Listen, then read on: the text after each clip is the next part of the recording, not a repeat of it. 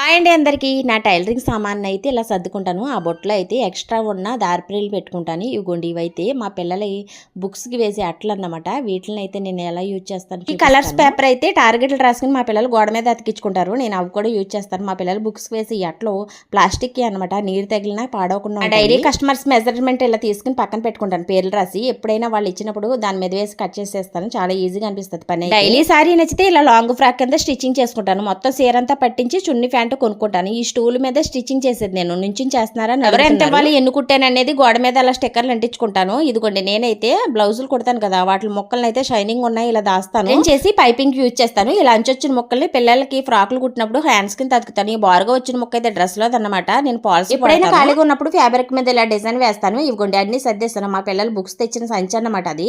మా పిల్లల వస్తువులు ఇలా పైపింగ్ వేయడానికి సింగిల్ పాదం ఏ పాదం తీసుకోవాలని అడుగుతున్నారు కదా, లెఫ్ట్ రైట్ తీసుకోవాలండి, రెండు యూజ్ అవుతాయి.